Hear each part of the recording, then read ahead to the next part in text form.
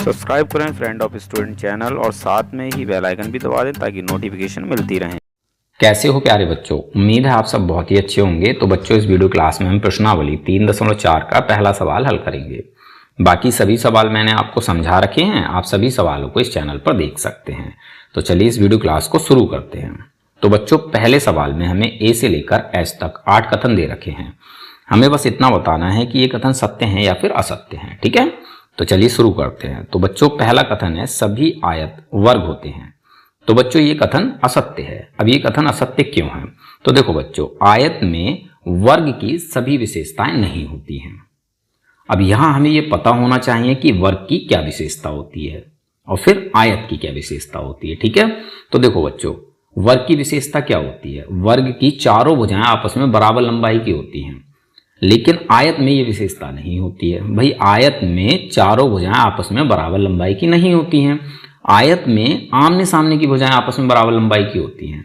तो आयत में वर्ग की ये विशेषता नहीं है, तो आयत वर्ग नहीं होते हैं, इसीलिए ये कथन असत्य है। ठीक है, आई होप आपको समझ में आ गया होगा। ठीक है, आगे बढ़ते हैं। दूसरा कथन है सभी समचतुर्भुज समांतर चतुर्भुज होते हैं। तो बच्चों, ये कथन सत्य है। अब ये कथन सत्य क्यों है बच्चों? क्योंकि समचतुर्भुज में समांतर चतुर्भुज की सभी विशेषताएं होती हैं। अब यहां हमें यह पता होना चाहिए कि भाई समांतर चतुर्भुज की क्या विशेषताएं होती हैं और फिर समचतुर्भुज की क्या विशेषताएं होती हैं। तो बच्चों, समांतर चतुर्भुज की क्या विशेषताएं होती हैं? भाई, समांतर चतुर्भुज में सम्मुख भुजाओं का हर एक जोड़ा समांतर और बराबर लंबाई का होता है। ठीक है, और समचतुर्भुज की क्या विशेषता है? भाई, समचतुर्भुज की चारों भुजाएं आपस में बराबर लंबाई की होती हैं। अब क्योंकि बच्चों समचतुर्भुज की चारों भुजाएं आपस में बराबर लंबाई की हैं, तो भाई आमने सामने की भुजाएं अपने आप से ही आपस में बराबर लंबाई की हो जाती हैं और समांतर हो जाती हैं। तो समचतुर्भुज में समांतर चतुर्भुज की ये विशेषता है। अगर हम अगली विशेषता की बात करें, बच्चों समांतर चतुर्भुज की अगली विशेषता क्या है? भाई, समांतर चतुर्भुज के सम्मुख कोण बराबर माप के होते हैं। तो बच्चों, समचतुर्भुज के भी सम्मुख कोण बराबर माप के ही होते हैं। ठीक है, इसके अलावा समांतर चतुर्भुज के विकर्ण एक दूसरे को समद्विभाजित करते हैं, यानी एक दूसरे को दो बराबर भागों में बांटते हैं। यही काम समचतुर्भुज के विकर्ण भी करते हैं। समचतुर्भुज के विकर्ण भी एक दूसरे को दो बराबर भागों में बांटते हैं। तो हमने देखा कि समचतुर्भुज में समांतर चतुर्भुज की सभी विशेषताएं हैं।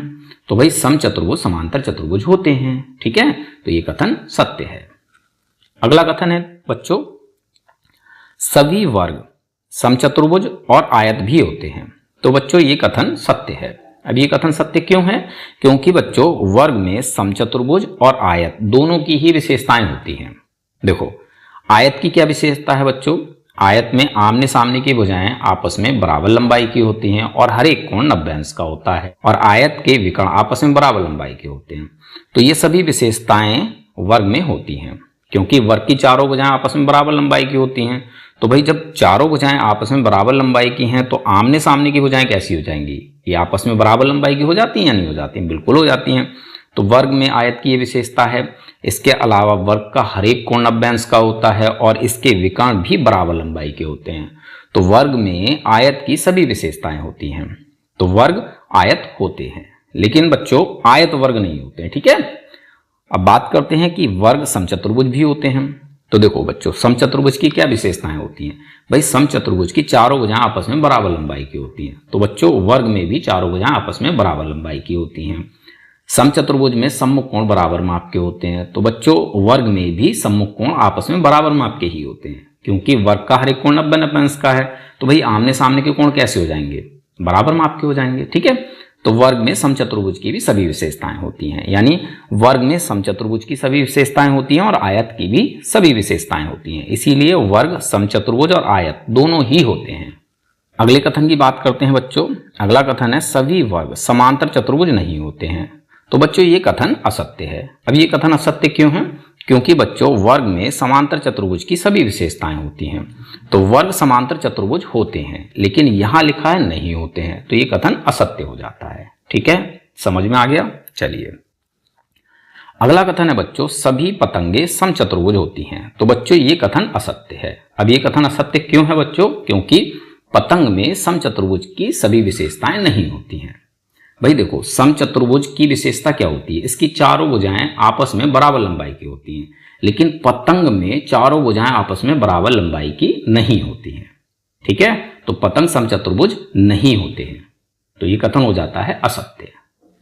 अगले कथन की बात करते हैं। अगला कथन है सभी समचतुर्भुज पतंग होते हैं। तो बच्चों ये कथन सत्य है। अब ये कथन सत्य क्यों है? क्योंकि बच्चों समचतुर्भुज में पतंग की सभी विशेषताएं होती हैं। देखो पतंग की क्या विशेषता है, पतंग में जो आसन्न भुजाएं होती हैं, देखो यहां मैं आपको आकृति से समझाता हूं। ये पतंग है, ठीक है, इसमें ये भुजा और ये भुजा, ये आसन्न भुजाएं हैं और ये होती हैं आपस में बराबर माप की। इसी प्रकार से ये भुजा और ये भुजा, ये भी आसन्न भुजाएं हैं, ये भी आपस में बराबर लंबाई की होती हैं। ठीक, अब यही विशेषता आपको समचतुर्भुज में भी देखने को मिल जाएगी, क्योंकि समचतुर्भुज की चारों भुजाएं आपस में बराबर लंबाई की होती हैं।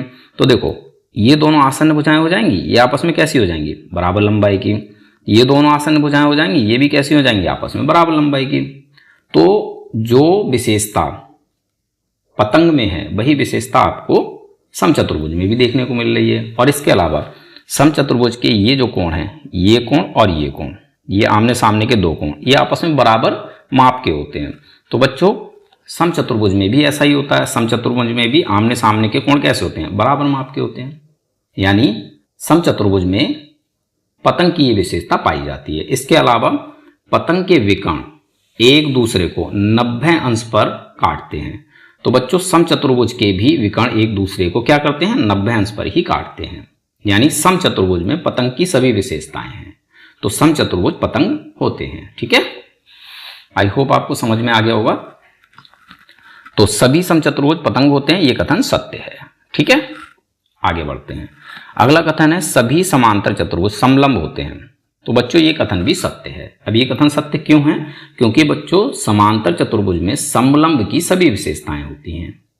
समलंब की बच्चों क्या विशेषता होती है, समलंब में आमने सामने की दो भुजाएं समांतर होती हैं। तो बच्चों समांतर चतुर्भुज में भी ऐसा ही होता है, भाई आमने सामने की भुजाएं कैसी होती हैं, समांतर होती हैं। ठीक है, तो समांतर चतुर्भुज में समलंब की विशेषताएं होती हैं, इसीलिए समांतर चतुर्भुज समलंब होते हैं। तो ये कथन सत्य है। अगला कथन है सभी वर्ग समलंब होते हैं। तो बच्चों ये कथन भी सत्य है। अब ये कथन सत्य क्यों है? क्योंकि वर्ग में समलंब की विशेषताएं होती हैं। भाई समलंब की विशेषता है आमने सामने की भुजाएं कैसी होती हैं, समांतर होती हैं। तो बच्चों वर्ग में भी तो ऐसा ही है, चारों भुजाएं आपस में बराबर माप की हैं, तो आमने सामने की भुजाएं कैसी हो जाती हैं, समांतर हो जाती हैं। तो वर्ग में समलंब की विशेषताएं होती हैं, इसीलिए वर्ग समलंब होते हैं। तो ये कथन भी सत्य है। और यहाँ पर हमारा ये पहला प्रश्न कंप्लीट हो जाता है। तो चलिए दूसरे सवाल की बात करते हैं। दूसरा सवाल है उन सभी चतुर्भुजों की पहचान कीजिए जिनमें ए पार्ट में हमसे बोला चारों भुजाएं बराबर लंबाई की हों और बी पार्ट में हमसे बोला है चार समकोण हों। ठीक है बच्चों, तो सबसे पहले बात करते हैं पार्ट ए की। पार्ट में हमसे क्या बोला है, चारों भुजाएं बराबर लंबाई की हों। तो बच्चों ऐसे कौन कौन से चतुर्भुज हैं जिनकी चारों भुजाएं बराबर लंबाई की होती हैं? तो देखो बच्चों ऐसे दो चतुर्भुज हैं जिनकी चारों भुजाएं बराबर लंबाई की होती हैं। एक चतुर्भुज है समचतुर्भुज, इसकी चारों भुजाएं बच्चों आपस में बराबर लंबाई की होती हैं। ठीक है, और दूसरा चतुर्भुज है वर्ग, वर्ग की भी चारों भुजाएं आपस में बराबर लंबाई की होती हैं। ठीक है, तो ये दो चतुर्भुज ऐसे हैं जिनकी चारों भुजाएं आपस में बराबर लंबाई की होती हैं। तो हमें आंसर में इन्हीं दोनों चतुर्भुजों के नाम लिख देने हैं। ठीक है, तो ए के लिए आंसर होगा वर्ग और दूसरा समचतुर्भुज। ठीक है बच्चों, समचतुर्भुज। ठीक, ये हो गया पार्ट ए का आंसर। अब बात करते हैं पार्ट बी की। पार्ट बी में हमसे पूछा है कि भाई ऐसे कौन कौन से चतुर्भुज हैं जिनके चारों कोण समकोण हों। समकोण का मतलब होता है बच्चों 90 अंश का कोण। ठीक है, तो हमें ऐसे सभी चतुर्भुजों को बताना है, यानी उनके नाम लिखने हैं जिनके चारों कोण समकोण हों। तो देखो बच्चों ऐसे कौन कौन से चतुर्भुज हैं? तो बच्चों ऐसा चतुर्भुज एक तो है आयत, आयत का हर एक कोण कितने कितने अंश का होता है, 90 अंश का, यानी चारों कोण इसके समकोण होते हैं। ठीक है, और दूसरा है बच्चों वर्ग, वर्ग के भी चारों कोण समकोण होते हैं। तो ये दो चतुर्भुज ऐसे हैं जिनके चारों कोण समकोण होते हैं। ठीक है, तो बी का आंसर हमें लिखना है वर्ग और आयत। ठीक है, समझ में आ गया? ये हो गया आपका दूसरा सवाल। ठीक है, अब बात करते हैं तीसरे सवाल की। तो तीसरा सवाल है, बताइए कैसे एक वर्ग, फर्स्ट पार्ट में हमसे बोला है एक चतुर्भुज है, सेकंड पार्ट में हमसे बोला है एक समांतर चतुर्भुज है, थर्ड पार्ट में हमसे बोला है एक समचतुर्भुज है और फोर्थ पार्ट में हमसे बोला है एक आयत है। तो सबसे पहले फर्स्ट पार्ट की बात करते हैं।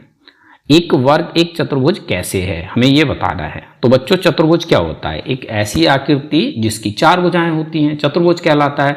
तो बच्चों वर्ग की भी तो 4 ही भुजाएं होती हैं भाई, वर्ग की 4 भुजाएं होती है इसलिए एक चतुर्भुज है। तो फर्स्ट पार्ट का आंसर आपको लिखना है, एक वर्ग में 4 भुजाएं होती हैं इसलिए यह एक चतुर्भुज है। ठीक है, चलिए ये हो गया फर्स्ट पार्ट का आंसर। अब बात करते हैं सेकंड पार्ट की। तो सेकंड पार्ट में हमें बताना है कि एक वर्ग एक समांतर चतुर्भुज कैसे है। तो बच्चों समांतर चतुर्भुज क्या होता है? एक ऐसा चतुर्भुज जिसकी आमने सामने की भुजाएं समांतर हों। तो बच्चों वर्ग की भी आमने सामने की भुजाएं समांतर ही होती हैं, क्योंकि वर्ग की आमने सामने की भुजाएं समांतर होती हैं इसलिए एक समांतर चतुर्भुज है। ठीक है, तो सेकंड का आंसर आपको लिखना है, एक वर्ग की सम्मुख भुजाएं मतलब आमने सामने की भुजाएं। ठीक है, सम्मुख भुजाएं समांतर होती हैं इसीलिए यह एक समांतर चतुर्भुज है। ठीक है, ये हो गया सेकंड का आंसर। अब बात करते हैं थर्ड पार्ट की। थर्ड पार्ट में हमसे बोला है एक समचतुर्भुज है, यानी हमें यह बताना है कि एक वर्ग एक समचतुर्भुज कैसे है। तो बच्चों समचतुर्भुज क्या होता है? समचतुर्भुज एक ऐसा समांतर चतुर्भुज होता है जिसकी चारों भुजाएं आपस में बराबर होती हैं। तो बच्चों वर्ग भी तो एक ऐसा समांतर चतुर्भुज है जिसकी चारों भुजाएं आपस में बराबर होती हैं। तो भाई वर्ग क्या है? एक समचतुर्भुज ही तो है। ठीक है, तो इसका आंसर आप लिखेंगे, वर्ग एक ऐसा समांतर चतुर्भुज है जिसकी सभी भुजाएं यानी चारों भुजाएं बराबर होती हैं। ठीक है, इसीलिए यह एक समचतुर्भुज है। जिस प्रकार से समचतुर्भुज एक समांतर चतुर्भुज होता है और इसकी चारों भुजाएं बराबर होती हैं, उसी प्रकार से वर्ग भी एक समांतर चतुर्भुज होता है और इसकी चारों भुजाएं बराबर होती हैं। ठीक है, ये हो गया थर्ड का आंसर।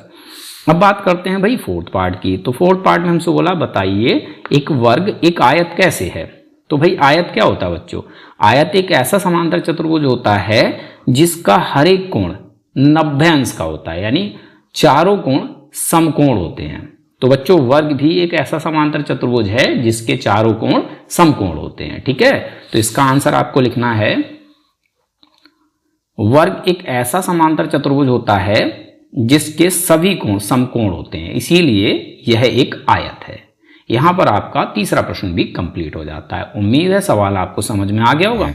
तो बच्चों चौथा सवाल हमें दिया है, एक चतुर्भुज का नाम बताइए जिसके विकर्ण, फर्स्ट पार्ट में हमसे बोला है एक दूसरे को समद्विभाजित करते हैं, सेकंड पार्ट में हमसे बोला है एक दूसरे पर लमसम द्विभाजक हों और थर्ड पार्ट में हमसे बोला है बराबर हों। ठीक है, तो सबसे पहले फर्स्ट पार्ट की बात करते हैं। तो बच्चों फर्स्ट पार्ट में हमें क्या बताना है? हमें एक चतुर्भुज का नाम बताना है जिसके विकर्ण एक दूसरे को समद्विभाजित करते हैं, यानी 2 बराबर भागों में बांटते हैं।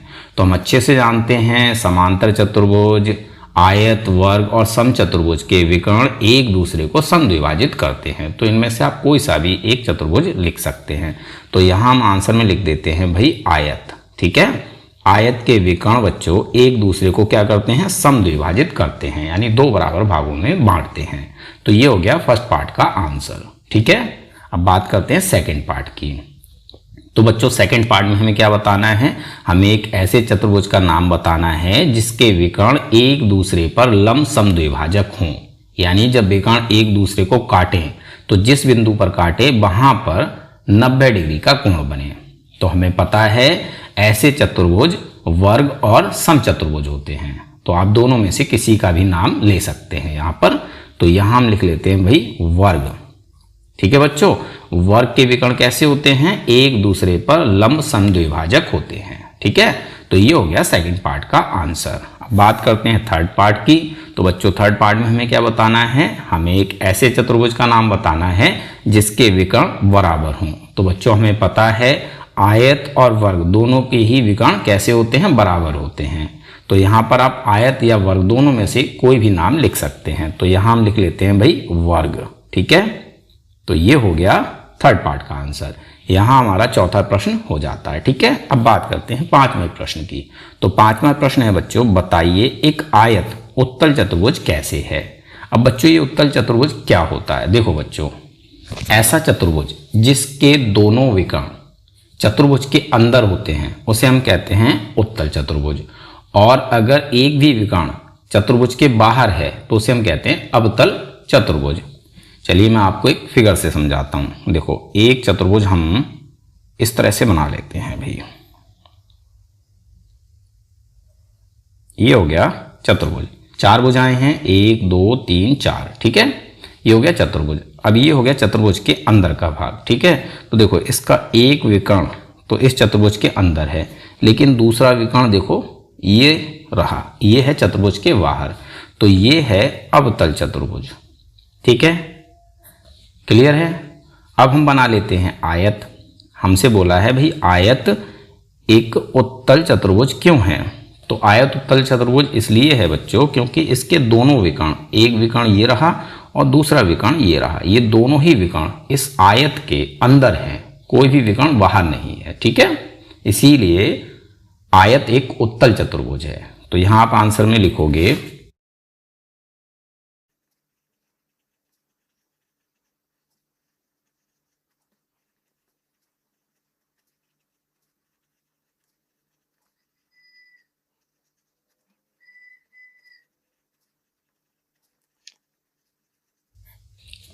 आयत के दोनों विकर्ण इसके अभ्यंतर, अभ्यंतर मतलब अंदर, अभ्यंतर में होते हैं, इसीलिए आयत एक उत्तल चतुर्भुज है, ठीक है। ये हो जाएगा भाई प्रश्न नंबर 5 का आंसर। तो बच्चों छठे सवाल में हमसे बोला है कि ए बी सी ये एक समकोण त्रिभुज है। बच्चों समकोण त्रिभुज क्या होता है, समकोण त्रिभुज उस त्रिभुज को कहते हैं जिसमें एक कोण समकोण होता है, ठीक है। समकोण का मतलब क्या है बच्चों, समकोण का मतलब होता है 90 अंश का कोण, ठीक है। तो बच्चों ए बी सी ये एक समकोण त्रिभुज है और इसमें 90 अंश का कोण कौन सा है बच्चों, 90 अंश का कोण है कोण बी, ठीक है। आगे सवाल में हमसे बोला है कि समकोण की सम्मुख भुजा, सम्मुख भुजा का मतलब है सामने की भुजा, तो कोण बी समकोण है और इसके सामने की भुजा ये वाली है यानी AC, ठीक है। तो भुजा AC का मध्य बिंदु है O। मध्य बिंदु का मतलब है बच्चों कि बिंदु O भुजा AC के बिल्कुल बीचों बीच में है, यानी OA और OC ये दोनों भाग आपस में हैं बराबर, ठीक है। ये हमें सवाल में दिया हुआ है और हमसे पूछा है बताइए कैसे O बिंदु A, B तथा C से समान दूरी पर स्थित है। यानी ये जो O बिंदु है हमें ये बताना है कि ये O बिंदु A से, B से और C से बराबर बराबर दूरी पर स्थित है। यानी कुल मिलाकर हमें इस सवाल में ये साबित करना है कि OA, OB और OC ये तीनों दूरियां आपस में हैं बराबर, ठीक है, समझ में आ गया। और यहां हमसे बोला है कि बिंदुओं से चिन्हित अतिरिक्त भुजाएं आपकी सहायता के लिए खींची गई हैं। यहां से यहां पर ये जो बिंदुओं से भुजाएं खींची गई हैं ये हमारी सहायता के लिए खींची गई है, ठीक है।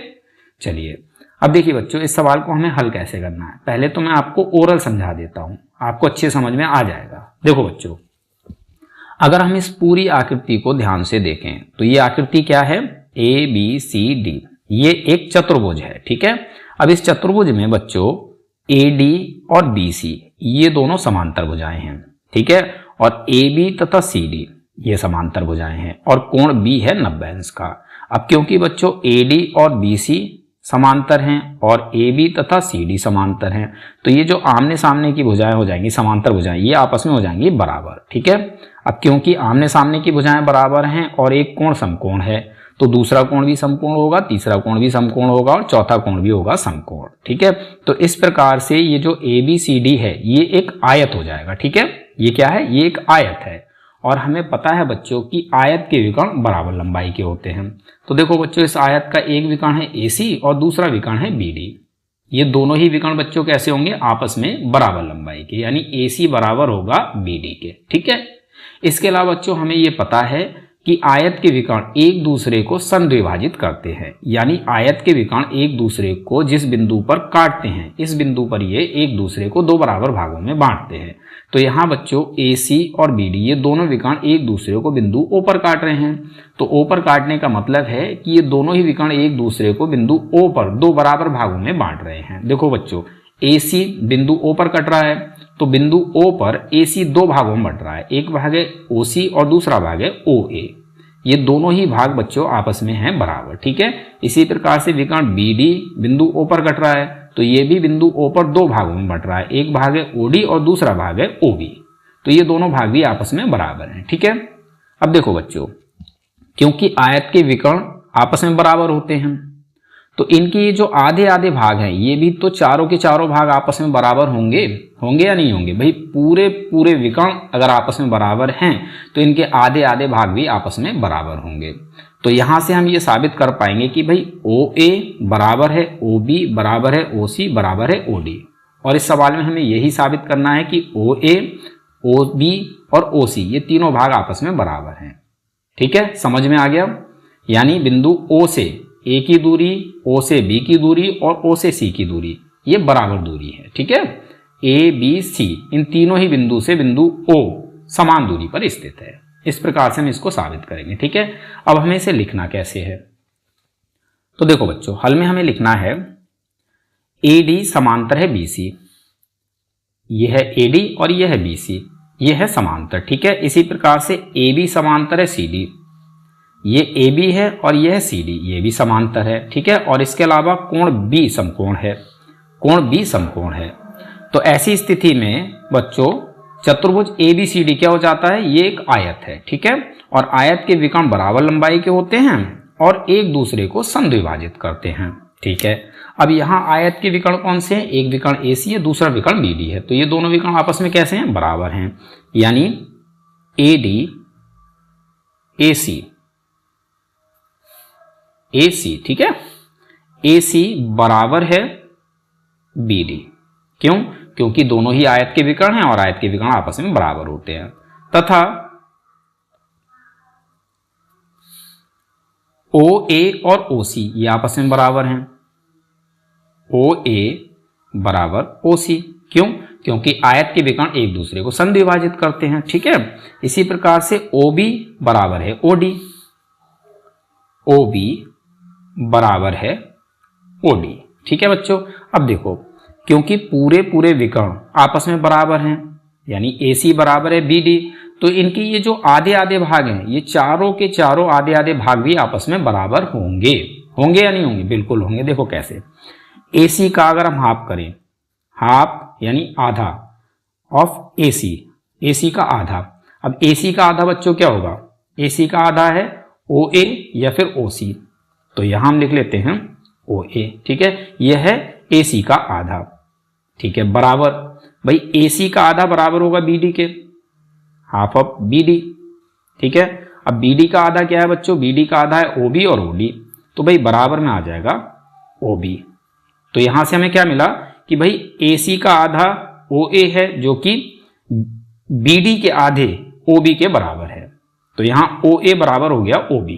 अब हमें पता है OA बराबर है OC के, OA बराबर है OC के। ठीक है, और हमें OA बराबर मिला है OB, तो भाई यहां पर OB बराबर आ जाएगा, और OB बराबर किसके? OD के, तो भाई यहां पर OD आ जाता है, OD। तो इस प्रकार से हमें ये चारों भाग बराबर मिल गए, और इसमें हमें साबित क्या करना है कि भाई OA बराबर है OC बराबर है OB, यानी ये तीनों भाग आपस में बराबर है। अब ये तीनों भाग आपस में बराबर हैं, तो बच्चों इसका मतलब है कि O बिंदु A B तथा C से समान दूरी पर स्थित है, समान दूरी पर स्थित है। ठीक है, यही हमें इसमें साबित करना है, तो यहां हमने ये साबित कर दिया। क्लियर है? यहां हमारा उत्तर कंप्लीट हो जाता है। उम्मीद है सवाल आपको समझ में आ गया होगा। मिलते हैं अपने अगले वीडियो क्लास में।